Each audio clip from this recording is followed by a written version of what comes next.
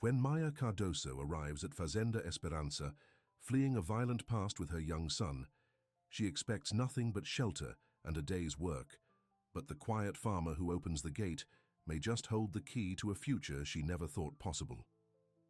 Before we get into the story, comment below where in the world you are watching from today.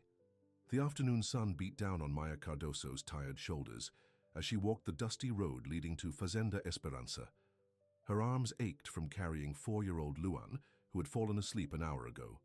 She'd been walking since sunrise, following directions from a kind woman at the bus station who mentioned a farm that might need workers. Maya paused to shift Luan's weight, wiping sweat from her forehead with her free hand. At 26, she'd already faced more hardship than most people twice her age. The bruise on her cheek was still fresh, a reminder of why she had grabbed her son and what little she could carry in the middle of the night. "Almost there, baby," she whispered, to Luan, though he couldn't hear her. His small arms were wrapped tightly around her neck, his face peaceful in sleep despite their desperate situation. Through the heat waves rising from the dirt road, Maya finally spotted the wooden gate with Fazenda Esperanza carved into the sign above it. Hope Farm.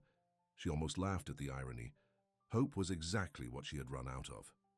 As she approached the gate, Maya saw a man working on a tractor nearby. He was tall, broad-shouldered, with skin tanned from working outdoors. He looked up as she approached, his expression curious but not unwelcoming. "Excuse me," Maya called, her voice cracking from thirst. "Is the owner around? I'm looking for work." The man set down his tools and walked toward her. As he got closer, Maya noticed his eyes, warm brown and somehow calming. He wasn't smiling, but there was a gentleness in his face that made her stand a little straighter. "I'm the owner," he said. "Renato Lins." Maya swallowed hard. This was her last chance. "My name is Maya Cardoso. This is my son, Luan. I'm a hard worker. I can clean, cook, tend animals. Anything you need. I don't need much pay, just—" Her voice faltered. "Just somewhere safe for my son to sleep. And food. We'll work for food." Renato's eyes moved from Maya's face to the sleeping child in her arms, then back to the fading bruise on her cheek. His expression didn't change, but something in his eyes softened. "When was the last time you ate?" he asked. Maya hesitated. "Yesterday morning." Luan had some crackers on the bus. Without another word, Renato opened the gate. "Come in, you two don't have to run anymore." Maya stood frozen, not quite believing what she'd heard. People didn't just take in strangers these days, especially not a woman with a child and nothing to offer, but her labor. Renato gestured toward the farmhouse in the distance. "There's food inside. After you eat, we can talk about work." The kitchen of Fazenda Esperanza was spacious but simple. Clean wooden floors, sturdy furniture, and a large stove that looked well used. Maya sat at the table watching Luan devour a sandwich while Renato poured them each a glass of fresh milk. "Is it good, Luan?" Maya asked, smiling as her son nodded, enthusiastically, his cheeks bulging with food. "Thank you," she said to Renato, who was leaning against the counter watching them. "I don't know what we would have done if—" "No need to explain," Renato said, his voice steady and reassuring. "Finish eating. I'll show you where you can stay." Maya studied him as she ate. Renato Lins was around 30, she guessed. His hands were rough from farm work, but his movements were careful, deliberate. The house was too big for just one person, and she wondered if he had family. "Do you live here alone?" she asked. Renato nodded. "My parents passed away 3 years ago. It's been just me since then." "I'm sorry," Maya said. "It's the way of things," Renato replied, his expression revealing little. "The farm keeps me busy." After they finished eating, Renato led them through the house to a room at the back. It was small but clean, with a double bed and a wooden dresser. A colorful rug covered part of the floor, and the window looked out over fields of green. "This was my mother's sewing room," Renato explained. "I never got around to changing it. The bathroom is across the hall." Maya felt tears welling up. After weeks of running, of sleeping in bus stations and cheap rooms when she could afford them, this simple room looked like paradise. "Thank you," she managed to say. "We won't be any trouble. And I'll start work first thing tomorrow." Renato nodded. "Get some rest. We start early on the farm." After he left, Maya sat on the edge of the bed, watching Luan explore the room. For the first time in months, she allowed herself to breathe. They were safe, at least for tonight. Maya was awake before sunrise the next morning. She found Renato in the kitchen, drinking coffee. "Good morning," she said. "What would you like me to do first?" Renato looked up, seemingly surprised to see her so early. "Coffee?" he offered, gesturing to the pot. Maya nodded gratefully, pouring herself a cup. "Luan is still sleeping. He was exhausted." "Let him rest," Renato said. "There's a chicken coop. That needs cleaning. And then we can see about the vegetable garden. But first, breakfast." Over the next week, Maya fell into the rhythm of farm life. She woke early, worked hard, and spent her evenings taking care of Luan. Renato was a quiet man, not given to small talk, but he was fair and never made her feel like she was intruding. Luan, always shy around strangers, took to Renato surprisingly quickly. By the third day, he was following the farmer around, asking endless questions that Renato answered with patience Maya hadn't expected. "Tio Nato," Luan started calling him, unable to pronounce Renato properly. The nickname seemed to please Renato, though he tried not to show it. One evening, after Luan had gone to bed, Maya found Renato on the porch staring out at the darkening fields. "Thank you," she said, sitting on the step below him, "for everything you've done for us." Renato was quiet for a moment. "The farm was too quiet before you came," he finally said. "It's nice having life in the house again." Maya looked up at him, surprised by the admission. Renato usually kept his thoughts to himself. "Can I ask you something?" she said. Renato nodded. "Why did you let us stay? You don't know anything about me. I could be anyone." Renato's eyes met hers. "I know enough. I know you're a mother who would do anything to protect her son. That tells me all I need to know about your character." Maya looked away, emotions threatening to overwhelm her. "We won't stay forever. I just needed somewhere to catch my breath, to make a plan." "There's no rush," Renato said. "The farm can use the help." That night, lying in bed, Maya allowed herself to think about the future for the first time in months. Maybe they could stay a little longer than she'd planned, just until she saved some money, just until she figured out what came next. The days turned into weeks. May became June and the summer heat intensified. Maya learned every corner of the farm, how to milk the cows, tend the chickens, and harvest vegetables from the garden she had helped bring back to life. Luan thrived in the open space, his cheeks filling out, his laughter becoming more frequent. He followed Renato everywhere, fascinated by the tractors and animals. One Saturday, Maya was hanging laundry when she heard Luan's excited shout. She looked up to see Renato lifting her son onto the seat of the tractor, carefully showing him the steering wheel. "Not too fast, Tio Nato," Luan giggled as Renato pretended the tractor was moving. Something warm unfurled in Maya's chest at the sight. It had been so long since Luan had a man in his life who treated him with kindness. His father had left before he was born, and Paulo, her ex-boyfriend, whose fists had finally convinced her to run, had only seen Luan as an annoyance. That evening, Renato appeared with a large branch from an oak tree. "I thought Luan might like a swing," he said almost shyly. "There's a good tree near the house." Maya watched as Renato spent hours carefully crafting a simple swing, sanding the wood seat until it was smooth, testing the ropes to make sure they were secure. When it was finally ready, Luan's joy was boundless.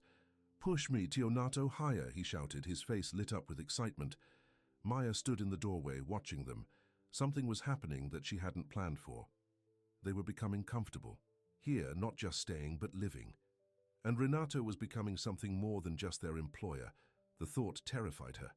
July brought thunderstorms. One night, a particularly loud crack of thunder woke Maya from a deep sleep. Moments later, her door burst open and Luan ran in, tears streaming down his face. "It's okay, baby," she soothed, lifting him into her bed. "It's just a storm." "I don't like it," Luan sobbed, burying his face against her. Another crack of thunder shook the house and the lights flickered before going out completely. "Great," Maya muttered. She hugged Luan closer. "It's okay. The lights will come back soon." A soft knock at the door startled them both.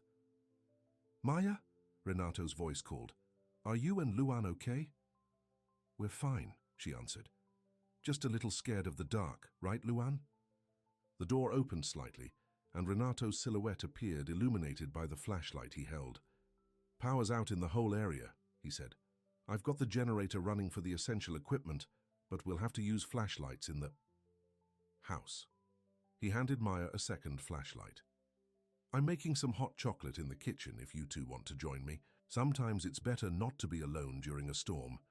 Luan's head perked up at the mention of hot chocolate. Can we go, Mama? Please? Maya smiled, unable to resist her son's pleading eyes. Okay, but just for a little while. It's still bedtime. In the kitchen, Renato had lit several candles, casting a warm glow over the room. He was stirring a pot on the stove, the rich smell of chocolate filling the air. Sit, he said, gesturing to the table. It's almost ready. Maya watched as he poured the hot chocolate into 3 mugs, adding a little extra milk to Luan's to cool it down. It was such a simple, thoughtful gesture, but it made her throat tight with emotion. They sat at the table listening to the storm rage outside while sipping their drinks. Luan's eyes grew heavy, the fear forgotten as the warm chocolate and Renato's calm presence soothed him. I think someone's ready to go back to bed, Maya said softly, noticing Luan's head nodding. I'll carry him, Renato offered. Before Maya could protest, he had gently lifted the sleepy boy and was heading toward their room. Maya followed, watching as Renato carefully laid Luan on the bed and pulled the covers over him. Good night, little man, he whispered. Don't worry about the storm. I won't let anything happen to you or your mama. The simple promise, spoken so sincerely, made Maya's heart flutter. As they stepped back into the hallway, she found herself standing close to Renato in the narrow space. Their faces illuminated only by candlelight. Thank you, she said, her voice barely audible over the rain. For everything. Renato looked down at her, and for a moment Maya thought he might reach out to touch her face. Instead, he took a small step back. You don't have to keep thanking me, he said. Having you both here, it's good for the farm, for the house. Gaia pause. For me. Before Maya could respond, he turned and walked back toward the kitchen, leaving her standing in the hallway with her thoughts in turmoil. By August, Maya had to admit to herself that what she felt for Renato was more than gratitude. She caught herself watching him as he worked, admiring the quiet strength in his movements, the gentle way he spoke to Luan, the rare but wonderful sound of his laughter. But with these feelings came fear. Maya had trusted before, and it had nearly destroyed her. Paolo had seemed kind at first too, before the jealousy started, before the drinking, before the fists. He's not Paolo, she whispered to herself one night. But how could she be sure? Men changed. The good ones became scarce when things got difficult. One morning, Maya found a small basket outside their bedroom door. Inside were fresh milk, fruit, and a small wooden toy tractor that looked handmade. There was no note, but she knew who had left it. These quiet gestures became more frequent. Extra firewood stacked by the door before a cold night. A jar of honey from the farm's beehives left on the kitchen table. A patch of wildflowers near the house that Renato had left uncut, because Luan liked to pick them for her. Maya wasn't the only one noticing the change. Luan talked about Renato constantly, asking when he would come back from town, waiting by the window for his return, proudly showing him drawings he had made. Tio Nato said I can help him paint the fence tomorrow, Luan announced at dinner one evening, his face glowing with importance. Did he now? Maya said, glancing at Renato, who gave a slight nod. Just the lower parts, Renato clarified, and with washable paint. Sounds like fun, Maya said, smiling at her son's excitement. But you'll have to listen to everything Tio Nato tells you, okay? I always listen to him, Luan said seriously. He knows everything. Renato coughed, clearly embarrassed by the child's admiration. Not everything, buddy, but I do know how to paint a fence. After Luan went to bed, Maya helped Renato clean up the kitchen. You're good with him, she said, handing him a plate to dry. He adores you. He's a good kid, Renato replied. Smart. Reminds me a little of myself at that age. Oh? Maya raised an eyebrow. Were you always so serious? A small smile crossed Renato's face. My father used to say I was born 40 years. Told, I never saw the point in talking unless I had something important to say. And yet you answer all of Luan's endless questions, Maya teased, even when he asks the same one 5 times. That's different, Renato said. His questions are important to him. Maya felt that familiar warmth spreading through her chest again. This quiet, thoughtful man who built swings and answered a child's questions as if they were the most important things in the world. He was nothing like Paolo, nothing like any man she had known. Maya, Renato said suddenly, his voice serious. There's something I've been wanting to ask you. Maya's heart raced. Yes? How long do you plan to stay at Fazenda Esperanza? The question caught her off guard. I don't know. I haven't really thought about it. Do you want us to leave? No, Renato said quickly. No, that's not what I meant. I wanted to know if this was temporary for you, if you're planning to move on soon. Maya looked down at her hands, unsure how to answer. The truth was she hadn't thought about leaving in weeks. The farm had become home in a way no place had been before. I don't have anywhere else to go, she admitted, but I don't want to take advantage of your kindness. You're not, Renato said firmly. You work harder than anyone I've ever hired. The farm is doing better with your help. He paused. And the house feels like a home again with you and Luan here. Maya looked up, meeting his gaze. What are you saying, Renato? Before he could answer, the phone rang, breaking the moment. Renato excused himself to answer it, and by the time he returned, the moment had passed. I should check on Luan, Maya said, suddenly needing space to think. Good night, Renato.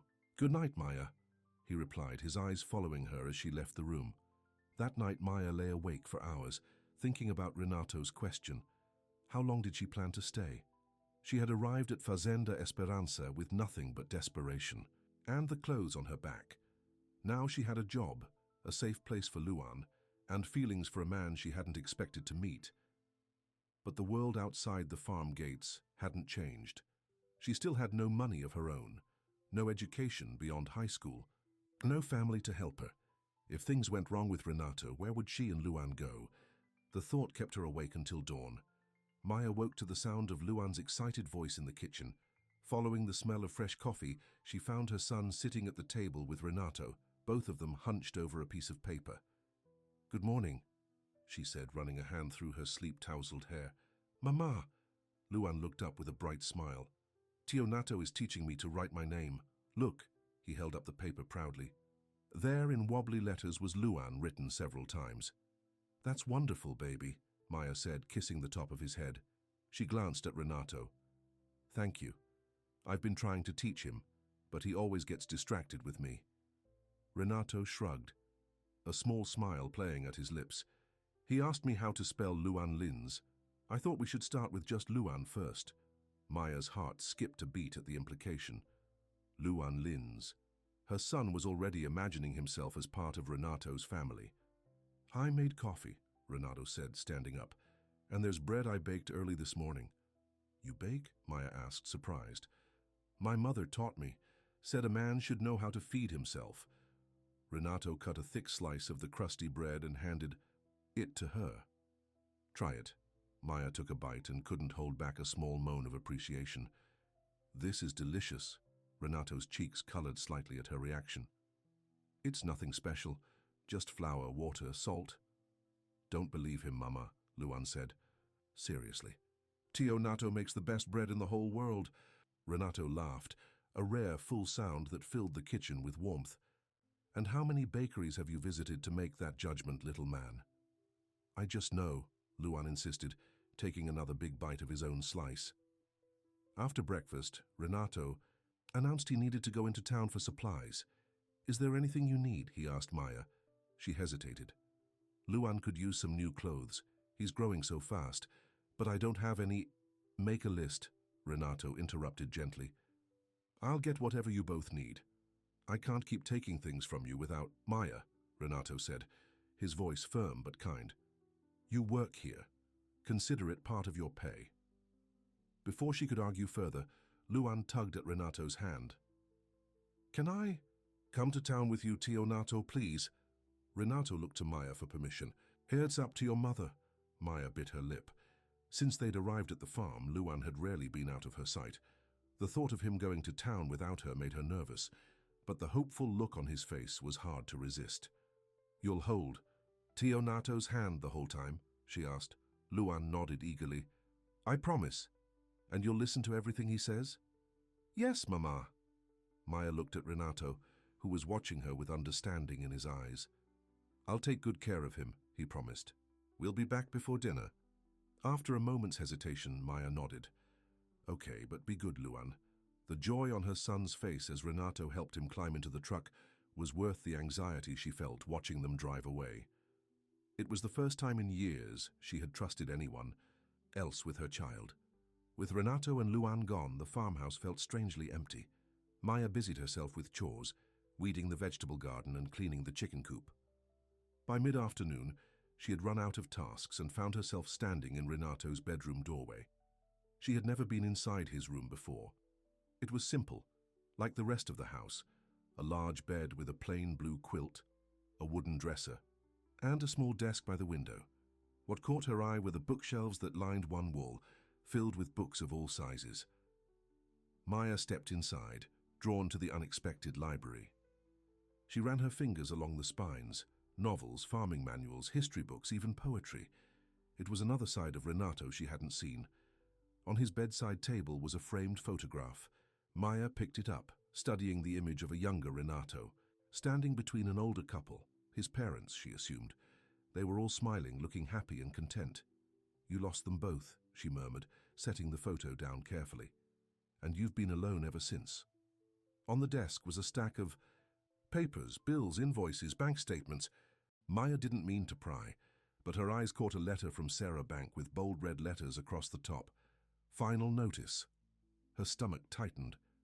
Was Renato in financial trouble? It would explain why he had been so quick to accept her help on the farm, why he worked from sunrise to sunset every day.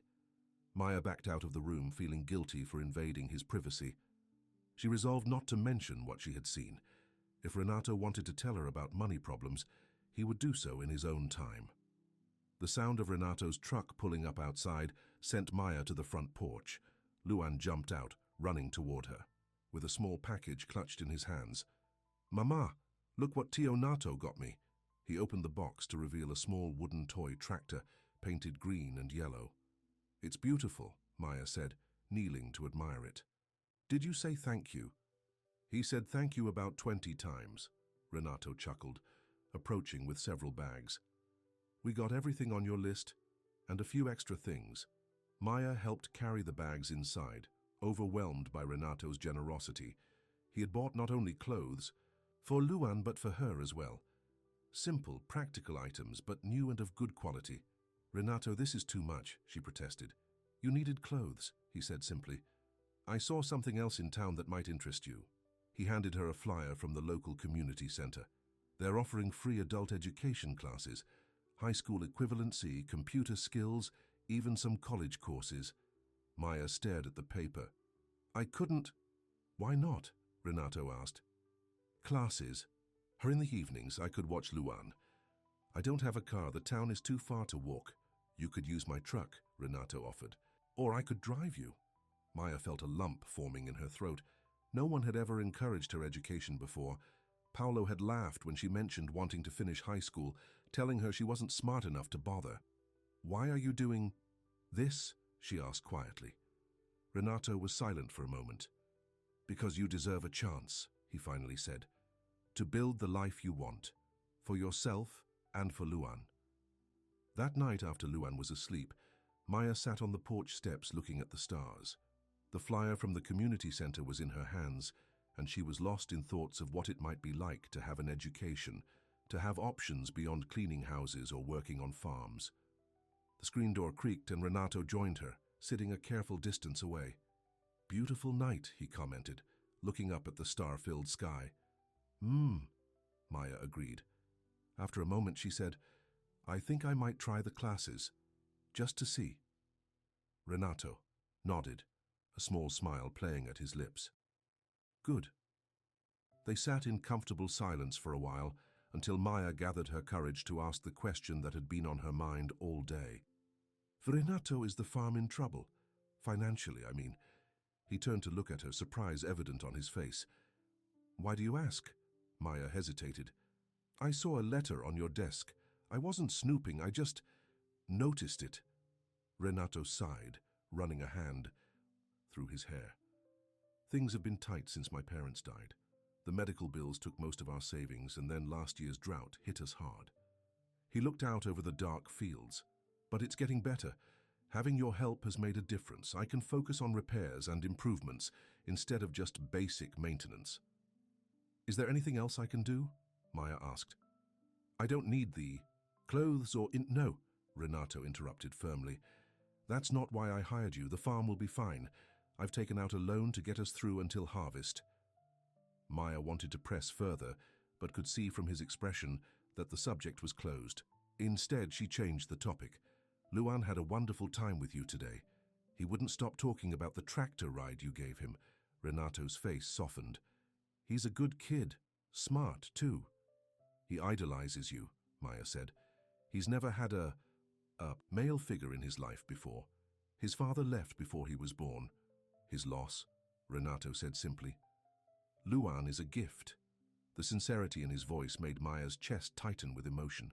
Before she could stop herself, she reached over and placed her hand on his. "Thank you," she whispered, "for being kind to him. To us." Renato looked down at their hands, then slowly turned his palm up to hold hers properly. His calloused fingers were warm against her skin. "Maya," he said, his voice low and serious, "I need to tell you something." Her heart began to race. "Well, what is it?" "When you and Luan showed up at my gate, I was in a dark place. The farm was failing. I was alone.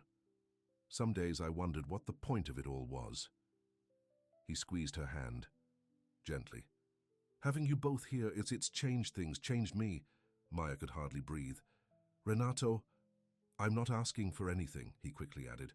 "I just wanted you to know, whatever you decide about staying, about the classes, about your future, I'll support you.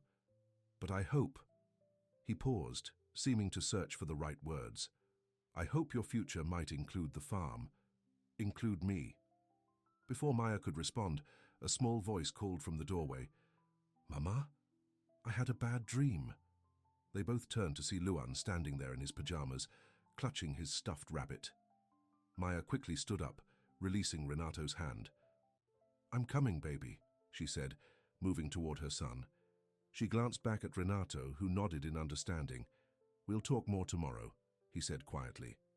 That night, as Maya lay beside Luan, who had fallen back asleep, her thoughts were a whirlwind. Renato's words echoed in her mind. He wanted them to stay, not just as workers, but as... what? Family. The thought both thrilled and terrified her. Trust had cost her dearly in the past. But Renato wasn't Paulo. He wasn't Luan's father who had abandoned them. He was steady, reliable, kind. He saw her, really saw her, and still wanted her to stay. For the first time in years, Maya allowed herself to imagine a future that wasn't just about survival. A future with possibilities. The next morning brought unexpected news. Maria Rodriguez, who owned the grocery store in town, called the farm asking for Maya. "I hear you're looking for work," Maria said when Maya answered the phone. What?" Maya was confused. "Renato mentioned yesterday that you were interested in part-time work in town. We need someone at the store 3 days a week. Pays well, too." Maya was stunned. Renato hadn't mentioned this to her. "Can I think about it and call you back?" she asked. "Of course. Positions open until Friday." After hanging up, Maya found Renato in the barn, repairing a tractor. "You told Maria Rodriguez I was looking for work," she demanded. Renato looked up, wiping his hands on a rag. "I mentioned you might be interested. The job would give you your own money, independence, and it would fit with the evening classes. You had no right to do that without asking me first," Maya said, anger rising in her chest. "I don't need you making decisions about my life." Renato's expression fell. "You're right, I should have discussed it with you first. I just thought that you know what's best for me," Maya interrupted. "That's what Paulo thought too. That I couldn't make my own choices. The comparison visibly stung Renato. I'm not trying to control you, Maya. I'm trying to help. I don't need your help finding a job. I'm perfectly capable of... Mama? Luan's small voice came from the barn doorway. Why are you yelling at Tionato? Maya turned to see her son standing there, his eyes wide with confusion and worry. She immediately felt ashamed of her outburst. We're just having a grown-up discussion, baby, she said, forcing her voice to sound calm. Why don't you go play with your tractor while we finish talking? Luan looked uncertainly between them before reluctantly leaving the barn. Maya sighed, the fight draining out of her. I'm sorry. I shouldn't have reacted that way. It's just, I need to make my own decisions. For too long I let other people decide things for me, and it never ended well. Renato nodded, his face solemn. I understand. I overstepped. It won't happen again. He turned back to the tractor, effectively dismissing her. Maya stood there for a moment, wanting to say more but unsure what. Eventually, she left him to his work. That evening, dinner was a quiet affair. Luan chatted about the chickens he had helped feed, seemingly unaware of the tension between the adults. After he went to bed, Maya found Renato on the porch again, staring out at the night sky. I called Maria, she said, standing in the doorway. I'm going to interview for the job on Thursday. Renato turned to look at her, surprise evident on his face. You are? Maya nodded. You were right about one thing. I do need my own money. Independence. She took a deep breath. But I need you to understand something, Renato. I can't be in a situation where I feel trapped again, no matter how nice the cage is. I never wanted to trap you, Renato said quietly. Just the opposite. I want you to have choices. Real ones. Maya believed him. That was the difference. Renato genuinely wanted what was best for her, even if his approach had been clumsy.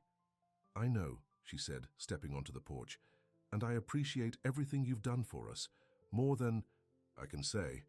Renato stood up, closing the distance between them. Maya, The phone rang inside the house, interrupting whatever he had been about to say. Renato sighed. I should get that. It might be Miguel about the feed delivery. Maya nodded, watching him go inside. Once again, a moment between them had been broken. She wondered if it was the universe's way of telling her to be careful, to slow down. The interview with Maria went well. The job was simple, stocking shelves, helping customers, and occasionally running the register. The hours were Tuesday, Thursday, and Saturday mornings, which would leave her afternoons free for farm work and evenings for classes. When can you start? Maria asked. Next week, Maya suggested. Perfect. And bring that sweet boy of yours if you need to.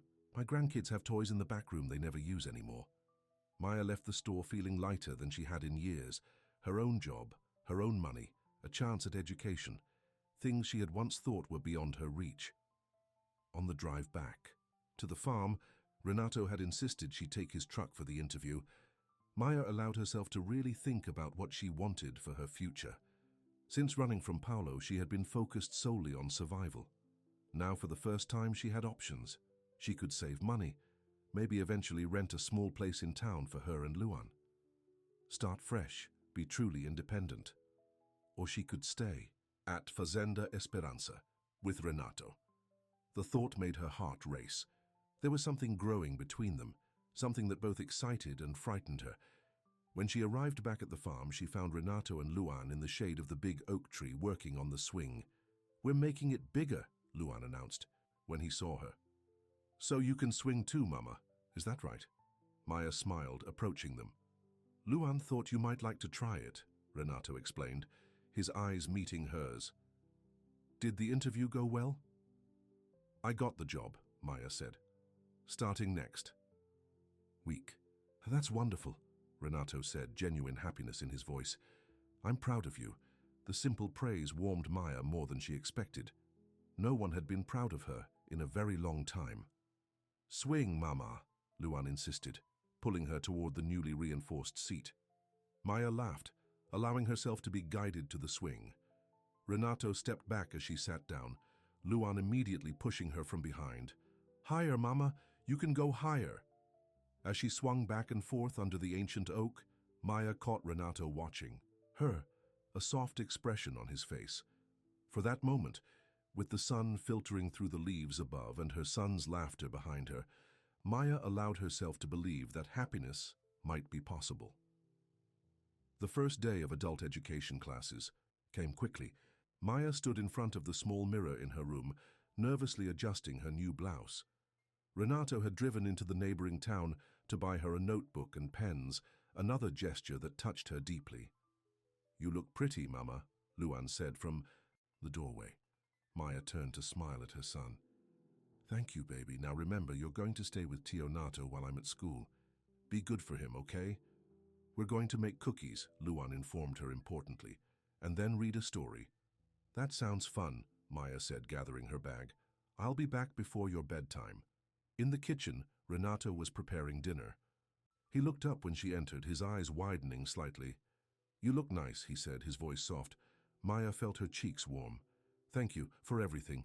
The notebook, watching Luan." "It's nothing," Renato said. "You're doing the hard part." He insisted on driving her to the community center, despite her protests that she could take the bus.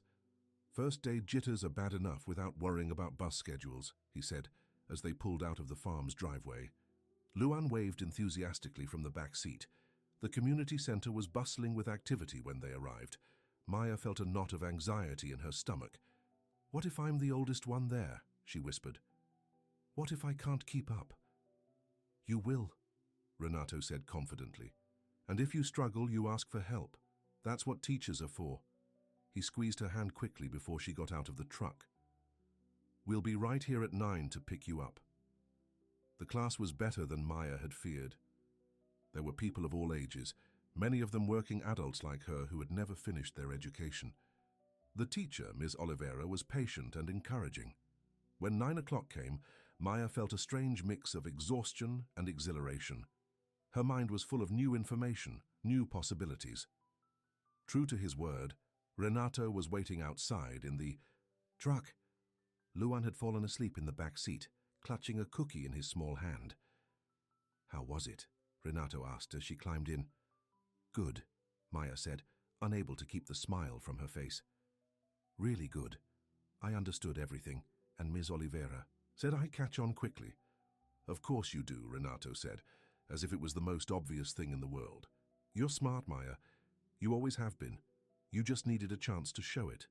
The simple faith he had in her abilities brought unexpected tears to Maya's eyes. She turned to look out the window, blinking them away. "Luan had fun," Renato continued, seemingly unaware of her emotion. "We made chocolate chip cookies. He insisted on saving one for you." "He's a good boy," Maya said, her voice slightly choked. "The best," Renato agreed. "He told me he wants to be a farmer when he grows up." "Just like Teonato," Maya smiled, imagining her son's serious little face making this pronouncement. "He adores you." "The feeling is mutual," Renato said quietly. They drove the rest of the way in comfortable silence. When they reached the farm, Renato carried the sleeping Luan to bed while Maya changed into more comfortable clothes. They met again in the kitchen, where Renato poured them each a small glass of wine. "To celebrate your first day of classes," he explained, handing her a glass. They sat at the kitchen table and Maya found herself sharing everything she had learned, the people she had met, the assignments she had been given. Renato listened attentively, asking questions, showing genuine interest in her experience. As the night grew later, Maya realized she felt happier than she had in years. She had a job starting soon, she was getting an education, and her son was safe and loved. And across from her sat a man who believed in her, who wanted her to succeed, who looked at her as if she was something precious. "It's getting late," Renato finally said, glancing at the clock. "You should get some rest." Maya nodded, standing up. "Thank you for tonight, for listening." "I'll always listen, Maya," Renato said, his eyes holding hers. "Whatever you want to tell me, whatever you need to say, I'll hear it." The promise in his words, in his steady gaze, made Maya's heart race. She took a small step toward him, then another, until she was standing directly in front of him. Slowly, giving him every chance to back away, Maya leaned forward and pressed her lips to his in a gentle, questioning kiss. For a moment, Renato didn't move. Then, with a small sound deep in his throat, he cupped her face with one hand and kissed her back, still gentle but with unmistakable emotion. When they parted, both slightly breathless, Maya saw something like wonder in Renato's eyes. "Maya," he whispered, his thumb stroking her cheek. "Are you sure about this, about me?" "I'm not sure about anything," she admitted honestly, "except that I feel safe with you, and that scares me because I've been wrong before." "I'm not him," Renato said, understanding immediately who she meant. "I would never hurt you or Luan, never." "I know," Maya said, and realized she did know. In her heart, beyond fear or doubt, she trusted this quiet, steady man. "That's why I kissed you." Renato smiled, a rare, full smile that transformed his serious face. "Then I'm a lucky man." He kissed her once more softly before stepping back. "We should take this slow for all our sakes." Maya nodded, appreciating his restraint. "Good night, Renato." "Good night, Maya." As she walked to her room, Maya felt both lighter and more grounded than she had in years. Whatever happened next, she wasn't facing it alone anymore. The weeks that followed brought change to Fazenda Esperanza. Maya started her job at Maria's grocery store, quickly becoming a favorite with the customers. 3 mornings a week, she drove Renato's truck into town, worked her shift, and returned to the farm in time to help with afternoon chores. On Tuesday and Thursday evenings, she attended classes at the community center, her mind opening to new ideas and possibilities. Ms. Oliveira had taken a special interest in her progress, often staying after class to help with difficult concepts. "You have a natural intelligence," the teacher told her one evening. "You just needed the opportunity to develop it." Luan thrived in their new routine. On the mornings Maya worked, he either went with her to play in the store's back room with Maria's grandchildren's toys, or stayed at the farm with Renato, helping with chores. His vocabulary expanded daily, and he had begun drawing pictures of their life at the farm, the 3 of them standing together, the house, the animals. "Look, Mama," he proudly showed her one evening. "It's our family." Maya's heart squeezed at the word family. That's what they were becoming, wasn't it? A family. The thought both thrilled and terrified her. Renato had been true to his word about taking things slow. Since their first kiss, there had been other moments of tenderness between them. Holding, hands on the porch at night, a quick kiss goodbye when she left for work, his arm around her shoulders as they watched the sunset. But he never pushed for more, seeming content to let their relationship develop at its own pace. One Saturday afternoon in late September, Maya returned from her shift at the store to find the farm unusually quiet. "Renato?" she called, entering the kitchen. "Luan?" No answer. She checked the barn, the chicken coop, even the old shed where Renato kept the tractor parts. Nothing. A flicker of panic rose in her chest. Had something happened? Had Renato taken Luan somewhere without telling her? Just as she was about to call Maria to see if anyone in town had seen them, she heard the sound of Renato's truck coming up the drive. Relief flooded through her, followed quickly by irritation. "Where were you?" she demanded as Renato and Luan climbed out of the truck. "I was worried sick." Luan ran to her, his face alight with excitement. "Mama, we got a surprise, but you can't see it yet." Renato approached more slowly, looking apologetic. "I'm sorry, I thought we'd be back before you. I should have left a note." Maya's anger faded at the genuine regret in his eyes. "It's okay. I just got scared." "I understand," Renato said, gently touching her arm. "But everything's fine. We just had an errand to run." "A secret errand," Luan added importantly. "For your birthday." Maya blinked in surprise. Her birthday was tomorrow, but she hadn't mentioned it to either of them. "How did you know?" "I saw it on your ID card," Renato admitted, "when you filled out the paperwork for your classes. I hope you don't mind that we planned something."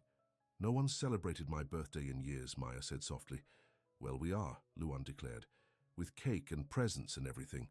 That evening, Maya found herself banished from the kitchen while Renato and Luan worked on what she assumed was her birthday cake. The sounds of laughter and the occasional clatter of dropping utensils drifted down the hallway, making her smile. It was strange, she thought, how quickly life could change. Just a few months ago, she had arrived at this farm desperate and afraid, with nowhere else to go. Now she had a job, was getting an education, and had found... what? Love? It was still too frightening to name it that, but whatever was growing between her and Renato felt real and solid in a way her previous relationships never had. The next morning, Maya woke to Luan bouncing excitedly on her bed. Happy. "Birthday, Mama, get up. Tio Nato made special breakfast." Maya laughed, catching her energetic son in a hug. Okay, I'm getting up." In the kitchen, Renato stood at the stove, flipping what looked like cinnamon pancakes. The table was set with the good dishes, and a small vase of wildflowers sat in the center. "Happy birthday," Renato said, a shy smile on his face. "Thank you," Maya replied, genuinely touched by the effort. "This looks wonderful." "Presents after breakfast," Luan announced, climbing into his chair. The pancakes were delicious, light and fluffy, with just the right amount of cinnamon. Maya couldn't remember the last time someone had cooked specially for her birthday. After breakfast, Luan insisted she sit on the couch while he ran to fetch his gift. He returned with a carefully wrapped package, clearly done by his own small hands. "I made it all by myself," he declared as she unwrapped it. Inside was a handmade picture frame, decorated with painted macaroni and glitter. It held the drawing he had made of their family, Maya, Luan, and Renato standing in front of the farmhouse holding hands. "Oh, Luan," Maya whispered, tears springing to her eyes. "It's beautiful. The most beautiful present I've ever gotten." Luan beamed with pride. "Tio Nato helped me with the glue, but I did all the rest." "My turn," Renato said, handing her a small, neatly wrapped box. Maya opened it to find a delicate silver chain with a small pendant shaped like a tree. "It's an oak," Renato explained, "like the one by the house, strong, enduring." He paused. "Like you." Maya was speechless. The necklace was simple but beautiful, exactly what she would have chosen for herself. "I love it," she finally managed to say. "Thank you." "There's more," Renato said, "but we need to go outside for that one." Curious, Maya followed Renato and Luan to the front porch. There, parked beside Renato's truck, was a small blue car that definitely hadn't been there the day before. "What's this?" Maya asked, confused. "Your car," Renato said simply. "You can't keep borrowing my truck forever." Maya stared at him in shock. "Renato, I can't accept this. It's too much. It's not new," he explained quickly. "It belonged to Miguel's wife before she got her new one. I've been fixing it up for the past month. You need your own transportation, especially with work and classes." "But the cost is less than you think," Renato assured her. "Miguel gave me a good deal, and you've more than earned it with your work on the farm." Maya walked around the small car, running her hand along its freshly painted surface. Her own car, independence, freedom. It was a gift beyond price. "Thank you," she said, her voice thick with emotion. "I don't know what else to say." "You like it?" Renato asked, a hint of uncertainty in his voice. In answer, Maya threw her arms around his neck and kissed him soundly, forgetting for a moment that Luan was watching. "Too," the boy giggled. "Kissing is gross." Maya pulled away, laughing through her tears. "You won't always think so, trust me." The rest of the day was filled with small celebrations. Maria and several of the women from town stopped by with a birthday cake in the afternoon. In the evening, Renato prepared a special dinner, and they ate on the porch under the stars. After Luan went to bed, exhausted from the excitement, Maya and Renato sat side by side on the porch swing, his arm around her shoulders. "Thank you for today," she said softly. "I can't remember the last time I had a real birthday celebration." "You deserve to be celebrated," Renato replied, pressing a kiss to her temple. They sat in comfortable silence for a while, listening to the night sounds of the farm. "Maya," Renato finally said, his voice serious, "there's something I've been wanting to ask you." Her heart quickened. "What is it?" "The arrangement we have, you staying here, working on the farm, it was always meant to be temporary, wasn't it?" Maya tensed slightly. "I guess so, in the beginning." "And now?" Renato asked, turning to look at her directly. "Now I don't know," Maya admitted. "I hadn't thought about leaving in a long time. Renato took a deep breath. I don't want you to leave, ever. I want you and Luan to stay, not as my employee or my guest, but as... As what? Maya whispered, hardly daring to hope. As my family, Renato said simply. I love you, Maya, and I love Luan like he was my own son. I want to build a life with you both. Maya's eyes filled with tears. Renata, you don't have to answer now, he said quickly. I know you've been hurt before.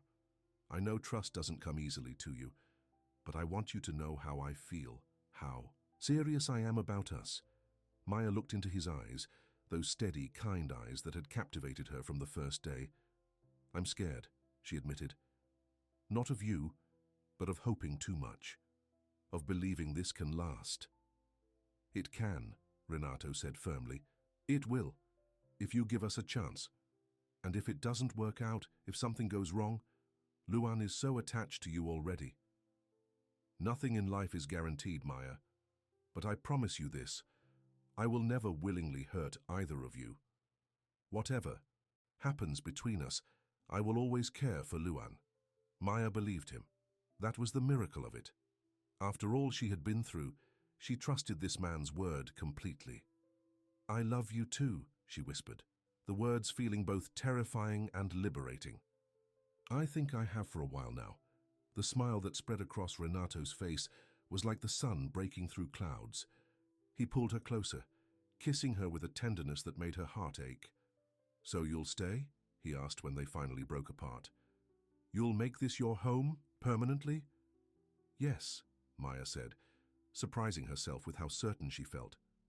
Yes, we'll stay. October brought the harvest. The farm was busier than ever, with Renato working from dawn until well after dusk to bring in the crops. Maya took time off from the store to help, and even Luan did his part, carrying small baskets of vegetables from the garden to the house. Despite the exhaustion of harvest season, Maya had never been happier. Each night, she fell into bed physically, tired but emotionally content. The farm was thriving under their combined efforts, and so was their relationship. One evening, after a particularly long day, Maya was folding laundry in the living room while Renato went over the farm accounts at the kitchen table. Luan had been put to bed an hour earlier, worn out from helping all day. As she folded one of Renato's shirts, the reality of her situation suddenly hit Maya with full force. She was living with a man she loved, raising her child together, building a future that once seemed impossible. And yet nothing was official. No promises had been made beyond words spoken in the privacy of the porch swing. What if Renato changed his mind? What if the farm faced financial difficulties again? What if Maya... Renato's voice broke through her spiraling thoughts. What's wrong? She hadn't realized she was crying until he spoke. Embarrassed, she wiped at her cheeks. Nothing. I'm just tired. Renato crossed the room to kneel beside her, taking the half-folded shirt from her hands. Gert's not nothing. Talk to me. The concern in his eyes undid her completely. I'm scared, she admitted, the tears flowing freely now. Everything is so perfect, and I'm waiting for it all to fall apart. Why would it fall apart? Renato asked. Gently. Because good things don't last for me, Maya said, voicing the fear that had haunted her for months. Because I don't deserve this. Maya, Renato said firmly, taking her hands in his. Look at me. She raised her tear-stained face to meet his gaze. You deserve everything good in this world, he said with quiet intensity. You are the strongest, most loving person I have ever known.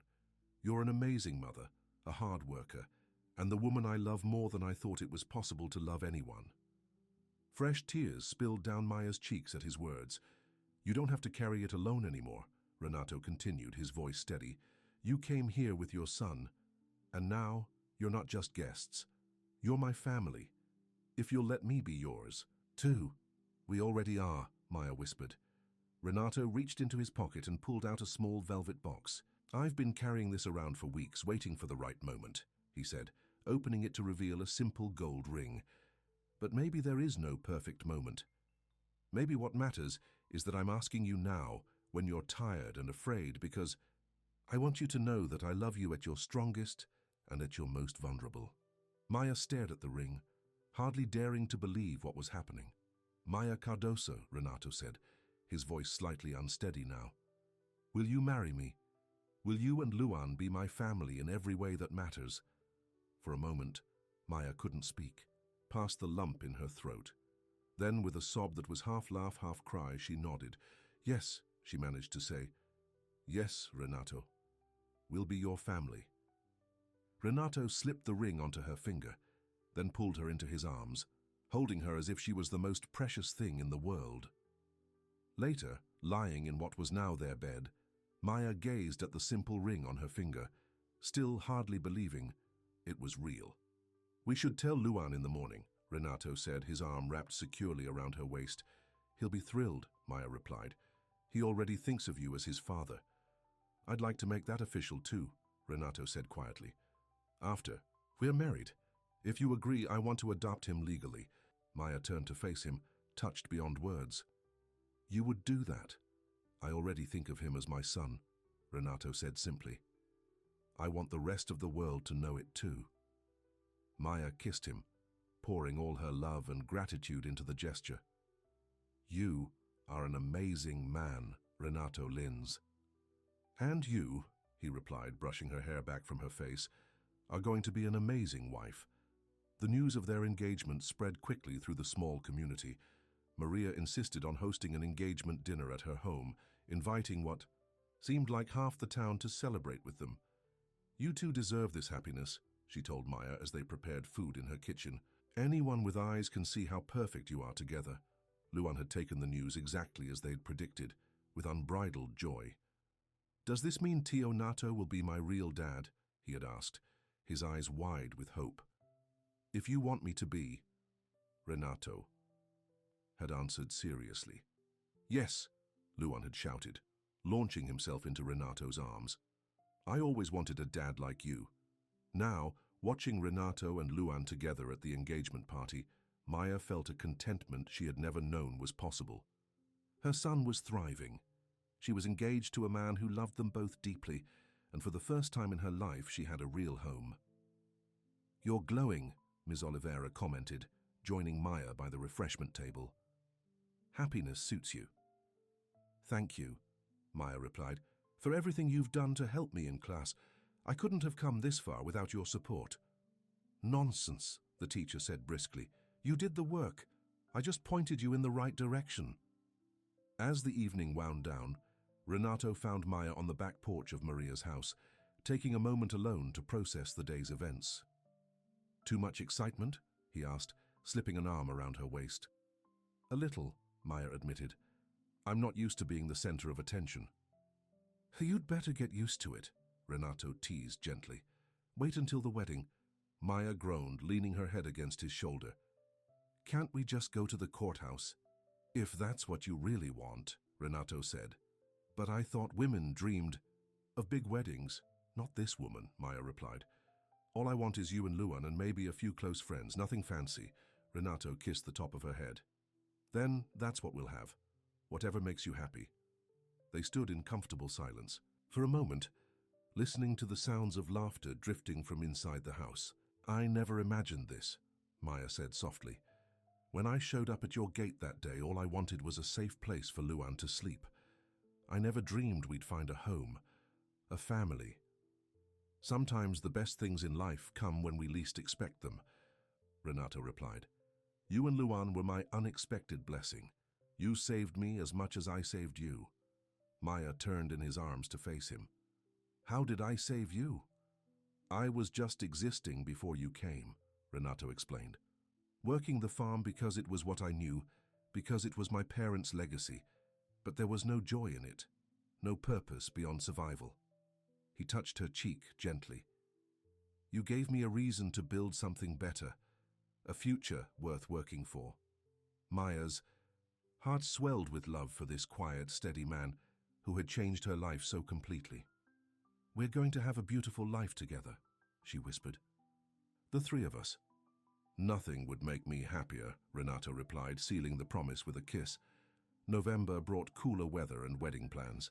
Despite Maya's preference for simplicity, Maria and the other women from town insisted on helping. "Organize a proper celebration. Nothing extravagant, Maria promised. Just a beautiful day to mark the beginning of your life together. They settled on a December wedding, to be held at the farm itself. The barn would be cleaned and decorated for the ceremony and reception, a local pastor would officiate, and the guest list would be limited to close friends and neighbors. Meanwhile, life continued its busy pace. Maya divided her time between work at the store, classes at the community center, and helping with the farm. Renato focused on preparing the farm for winter and building furniture for what would become Luan's new bedroom. He can't keep sleeping in the sewing room forever, Renato explained as he worked on a small wooden bed frame. Every boy needs his own space. Maya watched him work, his strong hands carefully shaping the wood, and felt a rush of gratitude for this man who thought of everything, who cared so deeply for her son. One evening in late November, Maya returned from class to find Renato sitting at the kitchen table with a serious expression. "What's wrong?" she asked immediately, setting down her books. "Nothing's wrong," Renato assured her, "but I need to talk to you about something important." Maya sat down across from him, a flicker of anxiety in her chest despite his reassurance. "I received a letter from the bank today," Renato began, sliding a document across the table. "They've approved the loan I applied for last month." Maya looked at the paper, confused. "I thought the farm was doing better financially. Why do you need another loan?" "It's not for the farm," Renato explained. "It's for this." He unfolded a set of blueprints and spread them on the table. Maya leaned forward to see what appeared to be plans for a house. "I don't understand," she said. "This farmhouse has a lot of history," Renato said. "A lot of memories. But it's my parents' house, not ours. I think we should start our married life in a home that belongs to both of us." Maya stared at the blueprints, slowly understanding. "You want to build a new house?" Renato nodded. "Just down the hill where the old orchard used to be. The view is better there and we'd have more space. 3 bedrooms, a proper office for your studies, a big kitchen since you love to cook." "Renato," Maya interrupted, overwhelmed. I don't know what to say." "Say you like it," Renato replied, a hint of nervousness in his voice. "If you don't, we can change the plans, or forget the whole idea. I just thought—" "I love it," Maya said firmly, "but it's so expensive. Are you sure we can afford this?" "The farm had a good year," Renato said, "and with your income from the store, we can manage the loan payments comfortably." He reached across the table to take her hand. "I want to build a future with you, Maya, a real future, with a home that's ours from the foundation up." Maya looked again at the blueprints, trying to imagine it. A new house built specifically for their family. A fresh start, with no ghosts or memories but the ones they would create together. "When would we start?" she asked, excitement beginning to replace her initial shock. "Construction could begin right after the wedding," Renato said. "It would be ready by summer if all goes well. And Luan would have his own room from the beginning," Maya mused, studying the layout. "No more temporary solutions." "Nothing about us is temporary anymore," Renato said softly. "This is forever, Maya. A home, a family, a life together." Maya stood up and moved around the table to sit on Renato's lap, wrapping her arms around his neck. "You are the most wonderful man I have ever known," she said, resting her forehead against his. "How did I get so lucky?" "I'm the lucky one," Renato insisted, holding her close. "You gave me a second chance at happiness when I thought that part of my life was over." They sat like that for a long time, dreaming of the future they would build. Together, not just the house, but the life it would contain. The holidays they would celebrate, the milestones they would mark, the simple everyday moments that would fill their days with joy. "Mama? Tionato?" Luan's sleepy voice came from the doorway. "I had a bad dream." They both turned to see the boy, standing there in his pajamas, clutching his stuffed rabbit. "Come here, buddy," Renato said, extending his free arm. Luan crossed the room and climbed onto Renato's other knee, nestling against his chest. "I dreamed you went away," he said in a small voice. "Both of you." "That will never happen," Maya assured him, stroking his hair. "We're a family now. We stay together." "Always," Renato added firmly. Luan's eyes drooped, comforted by their presence and promises. Within minutes, he was asleep again, his small body completely relaxed in Renato's strong arms. "I'll take him back to bed," Renato whispered. "No," Maya said softly. "Let's all stay here a little longer." And so they did, the three of them together in the warm kitchen, a family in every way that mattered, bound not by blood, but by choice and love. Outside the night was cool and dark, but inside Fazenda Esperanza, Hope Farm, the future had never looked brighter. December arrived with a chill in the air and excitement at Fazenda Esperanza. The wedding was set for the weekend before Christmas, giving them time to enjoy a short honeymoon before the holiday. Maya stood in what had become her and Renato's bedroom, looking at the simple white dress hanging on the closet door. Maria had helped her find it in the neighboring town. Not a traditional wedding gown, but an elegant flowing dress that made Maya feel beautiful when she tried it on. "Mama, you look pretty," Luan said from the doorway. He was already dressed in his new clothes for the ceremony, dark pants, a white shirt, and a little bow tie that he kept tugging at. "The wedding hasn't started yet, silly," Maya smiled, kneeling to straighten his tie. "I'm not even dressed." "You're still pretty," Luan insisted, with the simple honesty of a child. Maya hugged him tightly, overwhelmed by love for her son. "Thank you, baby. Are you excited for today?" Luan nodded, enthusiastically. "After today, Tionato will be my real dad, right?" "That's right," Maya confirmed. "We'll be a real family with papers and everything." "I already made him a card," Luan said proudly. "Maria helped me write, 'To my new dad' on it." Maya's eyes filled with tears. "He's going to love that." A soft knock at the door interrupted them. Maria peeked in, already dressed for the wedding in a navy blue dress with a matching jacket. "The groom has been banished to the barn until ceremony time," she announced. "Time to get the bride ready." The next hour passed in a flurry of activity. Maya showered and dried her hair, while Maria set up her makeup supplies. Luan was sent to play with Miguel's grandson, who had arrived early with his parents to help with the final decorations. "Nervous?" Maria asked as she helped Maya into her dress. "A little," Maya admitted. "Not about marrying Renato. That's the easiest decision I've ever made, just about being the center of attention." "You deserve this day," Maria said firmly, zipping up the back of the dress. "After everything you've been through, you deserve to be celebrated." Maya turned to look in the mirror and barely recognized herself. The dress flowed gracefully to just below her knees, the material catching the light as she moved. Maria had styled her hair in loose waves, with small white flowers tucked into the side. The makeup was subtle but highlighted her best features, her large dark eyes and full lips. "Maria," she whispered, "I look beautiful." Maria finished for her, squeezing her shoulders, like a bride should. A knock at the door announced Ms. Oliveira's arrival. "Everyone's here," the teacher reported. "The barn looks magical, and—" "Your groom is so nervous he can barely stand still," Maya laughed, picturing Renato's usual calm demeanor replaced by wedding jitters. "I should put him out of his misery then." "Not yet," Maria scolded. "The bride is always fashionably late. It's tradition." While they waited for the right moment, Maya thought about the path that had led her here.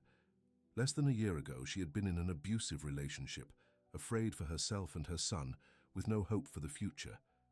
Now, she was about to marry a kind, steady man who loved her son as his own, with a job, an education, and plans for a new house. The transformation seemed almost miraculous. "It's time," Ms. Oliveira announced, checking her watch. "Are you ready?" Maya took a deep breath and nodded. More than ready. The barn had indeed been transformed. White lights twinkled from the rafters, creating a starry effect above the gathered guests. Simple white flowers decorated the makeshift aisle, and at the end stood Renato, looking handsome and slightly uncomfortable in a new suit. But what caught Maya's breath was Luan, standing proudly next to Renato, holding a small pillow with their rings. The sight of them together, her soon-to-be husband and her son, made her heart swell with emotion. As the music began, Miguel's daughter playing the violin, Maya started her walk down the aisle. The guests, about 30 of their closest friends from town, smiled and murmured appreciatively, but Maya had eyes only for Renato. The look on his face as he watched her approach was one she would remember for the rest of her life. A mixture of awe, joy, and love so pure it brought tears to her eyes. When she reached him, Renato took both her hands in his. "You're beautiful," he whispered, his voice thick with emotion. The ceremony was simple and heartfelt. The pastor spoke of love, commitment, and the special bond of family. When it came time for the vows, Renato surprised Maya by speaking from the heart rather than repeating the traditional words. "Maya," he began, his voice steady despite the emotion in his eyes. "When you arrived at my gate that day, I thought I was helping you and Luan, but the truth is, you saved me. You brought life and laughter back to a home that had been silent too long. You showed me what it means to be brave, to start over, to trust again after pain." He squeezed her hands gently. "I promise to be the husband you deserve and the father Luan needs. I promise to stand beside you in good times and bad, to support your dreams, to protect our family, and to love you both for as long as I live." Maya hadn't prepared her own vows, planning to use the traditional ones, but Renato's words inspired her to speak from her heart as well. "Renato," she said, her voice wavering slightly, "I came to your farm looking for shelter, but I found a home. I was running from the past, but you gave me a future.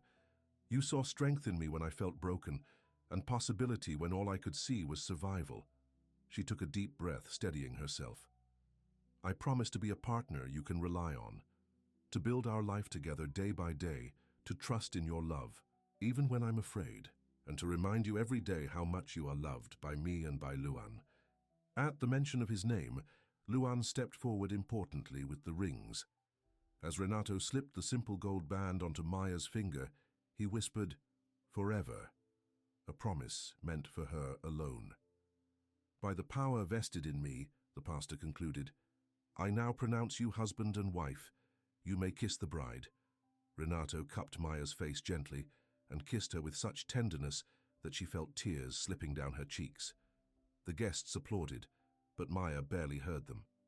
In that moment, there was only Renato, Luan, and the promise of their future together. As they turned to face their friends, Luan tugged at Renato's jacket. "Is it official now? Are you my dad?" Renato knelt down to Luan's level, his eyes serious.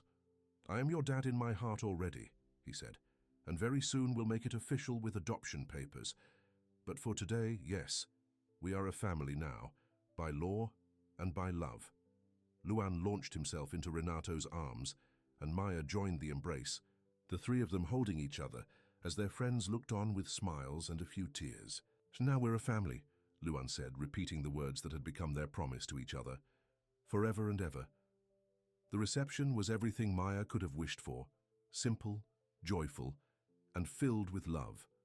The barn had been set up with long tables for the meal, prepared by Maria and several other women from town. There was dancing to music played by local musicians, laughter, and many toasts to the new family.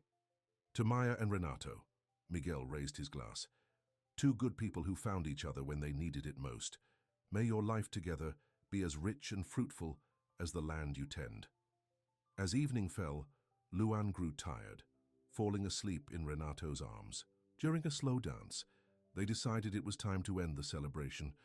"We should put him to bed," Maya said, stroking her son's hair as he slept against Renato's shoulder.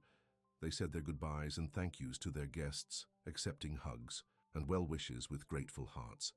Maria and a few others stayed to clean up, insisting that the newlyweds take Luan to bed and enjoy their first evening as a married couple. As they walked from the barn to the house, Luan still sleeping soundly in Renato's arms, Maya felt a sense of peace settle over her. The stars were bright overhead, the air was crisp and clear, and she was walking beside her husband, their son between them, a perfect moment she wished she could preserve forever. "Happy?" Renato asked softly as they reached the porch. "More than I ever thought possible," Maya replied honestly. They tucked Luan into bed together, both kissing his forehead before quietly leaving his room. In their bedroom, Renato pulled Maya into his arms, holding her close as if he couldn't quite believe she was really his wife. "Mrs. Linz," he murmured against her hair, "my wife, my family." Maya lifted her face for his kiss, her heart so full it felt like it might burst. I love you, she whispered against his lips. So much. Later, as they lay together in the quiet darkness, Maya traced the lines of Renato's face with her fingertips. Do you know what today reminds me of? She asked. What? Renato captured her hand and kissed her palm. The day I arrived here. I was so desperate, so afraid. I thought you would turn us away. Never, Renato said firmly. The moment I saw you standing there with Luan in your arms, something in me recognized you, like my heart knew you before my mind did. I didn't believe in love like this, Maya admitted. I thought it was something that happened to other people in movies and books, not to someone like me. You deserve every happiness, Renato said, pulling her closer. And I intend to spend the rest of my life making sure you and Luan have it. Maya nestled against his chest, listening to the steady beat of his heart. We already do, she whispered. The week between Christmas and New Year's found the small family in the neighboring city staying in a modest hotel for their honeymoon. Luan was with them. Neither Maya nor Renato had wanted to be separated from him for their first holiday as a family. They visited the zoo, went to a children's museum, and ate in restaurants. Simple pleasures that seemed luxurious to Maya, who had rarely had the money for such outings. Luan was wide-eyed with excitement at every new experience, and Renato delighted in the boy's joy as much as Maya did. On their last day in the city, they had a special appointment at the office of a family lawyer Renato had found. Are you sure about this? Maya asked as they approached the office building, Luan skipping ahead of them. Adoption is a big step. I've never been more certain of anything, Renato replied, squeezing her hand. I want Luan to have my name, to be my son in every legal way, unless you've changed your mind. No, Maya said quickly. It's what I want too, it's a lot to take in. All these changes, all this happiness. Renato stopped walking and turned to face her. Too much. Too fast? Maya shook her head, smiling through sudden tears. No, just right. Just miraculous. The meeting with the lawyer went smoothly. He explained the adoption process, the paperwork they would need to file, and the timeline they could expect. Since the biological father has never been involved, and his name isn't on the birth certificate, this should be relatively straightforward, the lawyer explained. We'll need to publish notices, but if no one contests the adoption, it could be finalized within a few months. Luan, who had been coloring quietly during the adult conversation, looked up. Does that mean I get to be Luan Lines for real? That's exactly what it means, buddy, Renato said, ruffling the boy's hair. If that's what you want. Yes, Luan exclaimed, throwing his arms around Renato's neck. I want to have the same name as you and Mama. As they left the lawyer's office, paperwork in hand to begin the adoption process, Maya felt as if another piece of their future had fallen into place. Soon, Luan would legally be Renato's son, completing the family they had created together. January brought the start of construction on their new house. The foundation was laid during a clear, cold week, with Luan helping, by placing his handprints in a section of wet cement at Renato's invitation. So you'll always be part of the foundation of our home, Renato explained to the delighted boy. Maya watched them from a few feet away, her heart full. In the 6 months since she had stumbled onto Fazenda Esperanza, her entire life had transformed. She had a husband who adored her, a son who was thriving, a job she enjoyed, and was on track to earn her high school equivalency by summer. Penny for your thoughts, Renato said, joining her as Luan continued to play near the construction site. I was just thinking about how much has changed, Maya replied, leaning into his embrace. How far we've come. Renato followed her gaze to where Luan was explaining something to one of the construction workers, his small face animated with excitement. He's so different from the quiet, scared little boy who arrived here, Renato observed. He's confident now, happy. We all are, Maya said softly. You gave us that, Renato, a place to heal, to grow, to become ourselves again. We gave it to each other, Renato corrected gently. I was just as lost as you were in my own way. They stood in comfortable silence, watching the activity around the construction site, the beginning of their new home. I have some news, Maya said after a moment. I was going to wait until tonight to tell you, but Renato turned to look at her, curiosity in his eyes. What is it? Ms. Oliveira thinks I might be able to start college courses next fall, Maya said, unable to keep the excitement from her voice. She says I'm progressing so quickly with my studies that I could take the high school equivalency test early, maybe even apply for a scholarship. Maya, that's wonderful, Renato exclaimed, genuine pride in his voice. What would you study? I'm not sure yet, Maya admitted. Maybe education. I like the idea of helping others the way Ms. Oliveira has. Helped me. You'd be an amazing teacher, Renato said without hesitation. And with the new house so close to town, the commute to the community college would be manageable. The easy way he supported her dreams, making them seem not just possible, but inevitable, was one of the things Maya loved most about him. It might take me years to get a degree, working part-time and studying part-time, she cautioned. And we'll have years, Renato replied simply. All the time you need. Our life together is just beginning, Maya. Spring brought new growth to Fazenda, Esperanza. The fields were planted, the orchards bloomed, and the frame of their new house stood strong on the hillside, with walls beginning to enclose the spaces that would soon be home. One sunny Saturday in April, Maya was hanging laundry on the line behind the farmhouse when Luan came running from the direction of the barn, his face alight with excitement. Mama, Mama, come quick! Papa has a surprise! The word Papa still gave Maya a thrill of joy. Luan had started using it a few weeks after the wedding, transitioning naturally from Tio Nato to the name that reflected their new relationship. What kind of surprise? Maya asked, clipping the last sheet to the line. A baby one, Luan exclaimed, tugging at her hand. Come see! Curious, Maya allowed herself to be pulled toward the barn.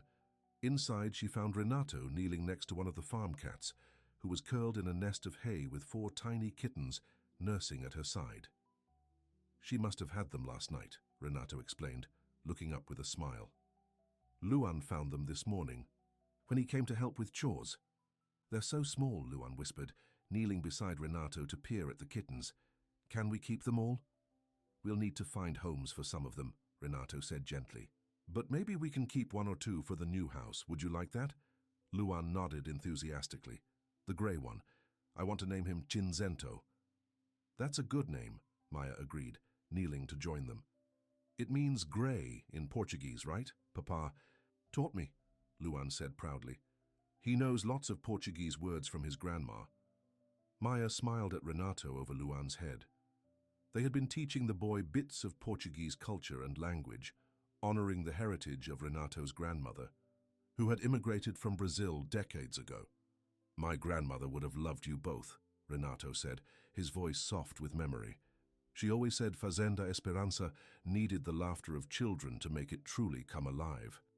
And now it has that, Maya replied, watching as Luan carefully stroked the mother cat's head. It has everything, Renato agreed, his eyes meeting hers with a look of complete contentment. May brought Maya's high school equivalency test, which she passed with flying colors. Ms. Oliveira hosted a small celebration at her home, inviting Maya's closest friends to share in her achievement. I am so proud of you, the teacher said, hugging Maya tightly. You've worked harder than any student I've ever had. I couldn't have done it without your help, Maya replied honestly, or without Renato's support. Support is important, Ms. Oliveira agreed, but the determination, the intelligence, that was all you, Maya. Don't ever forget that. That night, after the celebration, Maya sat on the porch of the farmhouse with Renato, looking at the nearly completed structure of their new home on the hillside.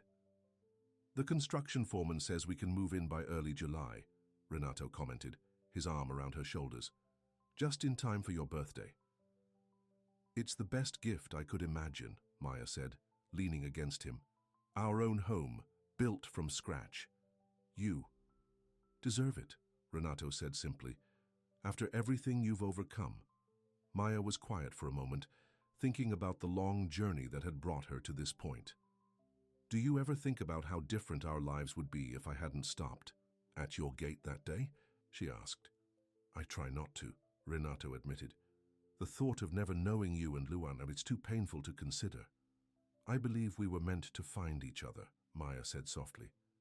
That some force in the universe knew we needed each other and brought us together.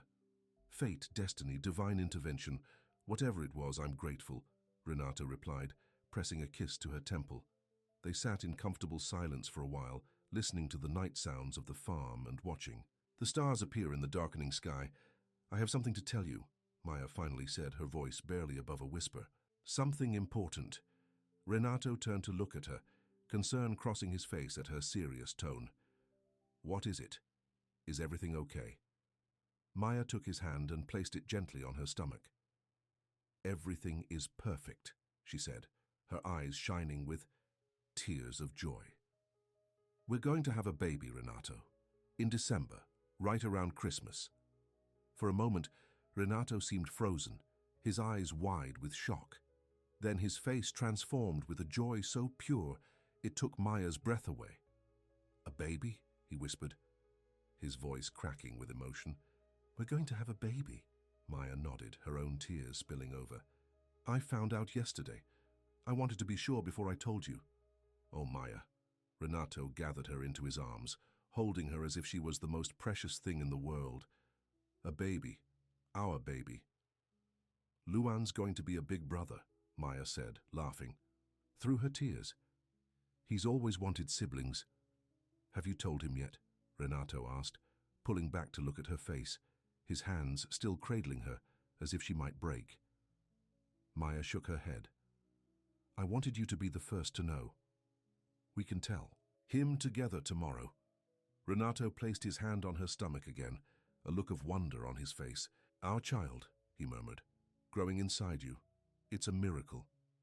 Another miracle for Fazenda Esperanza, Maya agreed. This place truly lives up to its name, the Farm of Hope. Hope, love, family, Renato said, kissing her with infinite tenderness. Everything that matters in this world. July brought the completion of their new home and the official finalization of Luan's adoption. They celebrated both events with a housewarming party, inviting friends from town to see the beautiful house Renato had designed for his growing family. It's perfect, Maria declared, touring the spacious kitchen with its large windows overlooking the farm. A real home for a real family. The house was indeed everything they had dreamed of. 3 bedrooms, with space for more children in the future. A bright kitchen, a comfortable living room with a stone fireplace, and a wraparound porch where they could sit in the evenings and watch the sunset over the fields. Luan proudly showed off his new bedroom to anyone who would look, the walls painted a cheerful blue, his name, Luan Cardoso Lins, displayed in wooden letters above his bed. And the baby will live there, he informed visitors, pointing to the room next to his that was being prepared as a nursery. My little brother or sister, Maya, now showing slightly at 5 months pregnant, watched her son with a heart full of love. He had taken the news of the baby with typical enthusiasm, immediately appointing himself the official big helper for all baby-related matters. As the party wound down and their guests began to leave, Maya found Renato standing on the back porch, looking out over the farm that had been in his family for generations. Happy? She asked, slipping her arm around his waist. Beyond words, he replied, pulling her close against his side. I never imagined my life could be this full, this complete. And it's only the beginning, Maya reminded him, guiding his hand to the slight swell of her belly where their child grew. There's so much more ahead of us. A lifetime, Renato agreed, his voice filled with promise. A lifetime of days just like this one. As the sun set over Fazenda Esperanza, casting a golden glow over the fields and the old farmhouse in the distance, Maya thought about the desperate young woman who had arrived at Renato's gate a year ago, with nothing but fear in her heart and a child in her arms. That woman could never have imagined the life she would build here, a life of love, security, achievement, and joy. A life where her son would grow up safe and loved, where she would find her own strength, and where a quiet, kind man would become the partner she had never dared to dream of. Mama! Papa! Luan called from inside the house. Come see what I found! Coming! They called in unison, turning toward the sound of their son's voice. Hand in hand, they walked into their new home, toward the voice of their child, toward the future they had built together, a future bright with promise and rich with love. For Maya, Renato, and Luan, soon to be joined by a new little Linz, the journey that had begun in desperation had led to a happiness beyond measure. From strangers to family, from hopelessness to joy, they had found in each other everything they had ever needed. Now they were a family, by choice, by love, and by the quiet miracle of everyday life shared together. And in the years to come, whenever Maya would look back on that fateful day when she had arrived at Renato's gate, she would remember his words, the first promise he had ever made to her. You two don't have to run anymore. And they never did. The end.